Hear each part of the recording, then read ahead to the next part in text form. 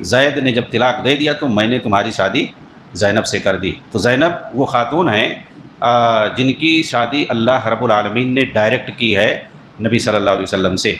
اب دیکھیے اس واقعے کو بھی مستشرقین جو یورپ کے عیسائی اور یہودی علماء ہیں اور جو دوسرے دشمنان اسلام ہیں، اس واقعے کو بھی غلط رنگ دے کر کے بیان کرتے ہیں کہ محمد صلی اللہ علیہ وسلم نے اپنی بہو سے شادی کر لی۔ یہ بہو کیوں کہتے ہیں؟ کیونکہ زید کو آپ نے منہ بولا بیٹا بنایا ہوا تھا۔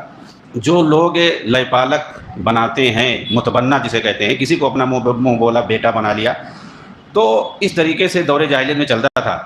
تو جس کو اپنا منہ بولا بیٹا بنا لیتے تھے تو اس کو ہر چیز میں وہ لوگ یعنی اپنے سگے بیٹے کی طرح مانتے تھے، وارث بھی ہوتے تھے۔ اب اس کی شادی ہو جائے تو اس کی بیوی جو ہے وہ اپنی سگی بہو کی طرح سے رہے گی۔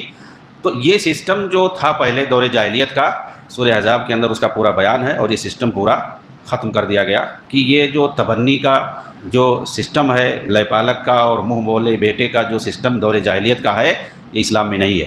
وما جعل ادعیاءکم ابناءکم ذالکم، وہ جو تم نے جو جن لوگوں کو اپنا بیٹا بنا لیا ہے وہ تمہارے بیٹے نہیں ہے، یہ تمہارے منہ کی بات ہے۔ ذالکم قولکم بافواہکم، یہ اپنی زبان سے چاہے جو کہو، لیکن وہ تمہارے بیٹے نہیں ہیں۔ ادعوہم لآبائہم، ان کے جو حقیقی باپ ہیں ان کو ان کی طرف منسوب کر کے بلاؤ۔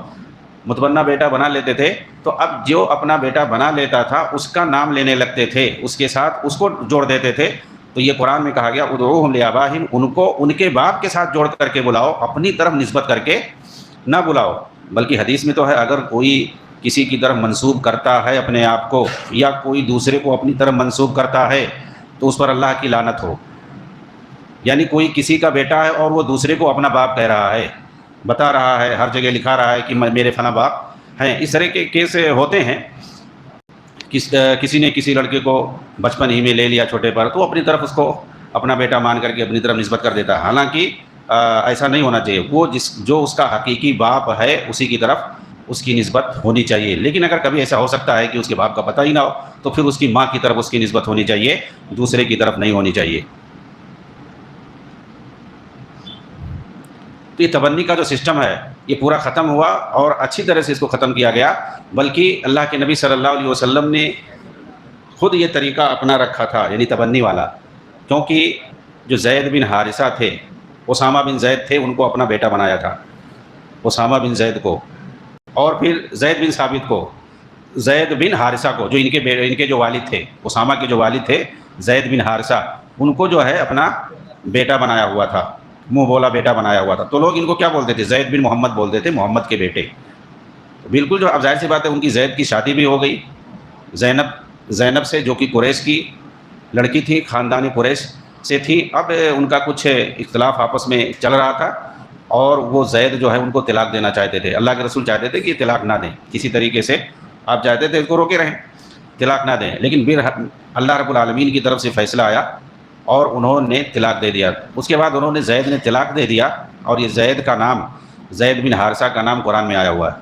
یہ واحد صحابی ہیں جن کا نام قرآن میں آیا ہوا ہے، فلما قضى منها زید وطرا زوجناکها، زید نے جب طلاق دے دیا تو میں نے تمہاری شادی زینب سے کر دی۔ تو زینب وہ خاتون ہیں جن کی شادی اللہ رب العالمین نے ڈائریکٹ کی ہے نبی صلی اللہ علیہ وسلم سے۔ اب دیکھیے اس واقعے کو بھی مستشرقین جو یورپ کے عیسائی اور یہودی علماء ہیں اور جو دوسرے دشمنان اسلام ہیں، اس واقعے کو بھی غلط رنگ دے کر کے بیان کرتے ہیں کہ محمد صلی اللہ علیہ وسلم نے اپنی بہو سے شادی کر لی۔ یہ بہو کیوں کہتے ہیں؟ کیونکہ زید کو آپ نے منہ بولا بیٹا بنایا ہوا تھا، اور آپ یہ نہیں چاہتے تھے کہ ان سے شادی کریں، لیکن اللہ کا حکم ہوا کہ لوگ مطلب کیا کہیں گے، لیکن اللہ کا حکم ہوا۔ پہلے تو وہ تبنی کا جو سسٹم تھا اس کو ختم کیا گیا، اور پھر اس کے بعد آپ کو شادی بھی اللہ تعالیٰ نے کرا دی انہی سے، زید کی بیوی زینب سے۔ تو یہ بالکل واضح ہو گیا، ظاہر سی بات ہے اگر یہ صحیح ہوتا تو اللہ کے رسول کبھی شادی نہیں کرتے، اللہ کی طرف سے یہ کبھی حکم نہیں آتا۔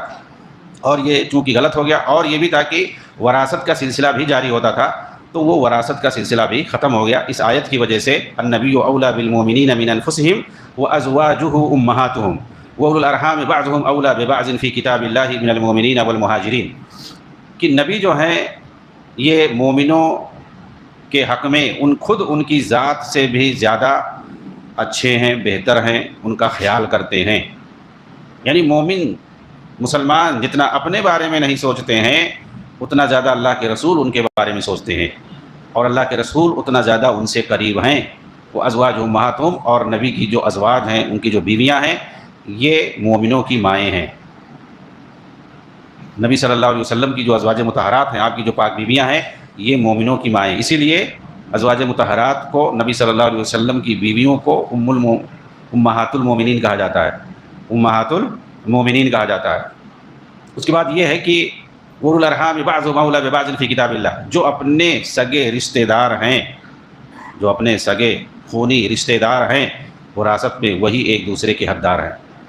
اس آیت کے آنے کے بعد یہ جو تبنی کا سسٹم تھا، اس کی وجہ سے کوئی اپنا کسی کو بیٹا بنا لیا تو وہ بھی وارث ہوتا تھا، تو یہ ختم ہو گیا۔ اور اسی طریقے سے اللہ کے رسول صلی اللہ علیہ وسلم نے مدینہ میں آنے کے بعد جو مہاجرین اور انصار میں مواخات کا، بھائی چارگی کا جو سلسلہ جاری کیا تھا، اس میں بھی ایک دوسرے کے وارث ہوتے تھے، تو مواخات کے ذریعے سے جو وارث ہوتے تھے وہ بھی ختم ہو گیا۔ یعنی اب جو ہے صرف وہی لوگ، سن 5 ہجری کا یہ واقعہ ہے، وہی لوگ ایک دوسرے کے وارث ہوں گے جو اپنے خونی سگے ہوں گے، اور باقی یہ دو جو سسٹم تھا اس کی وجہ سے وارث ہوتے تھے۔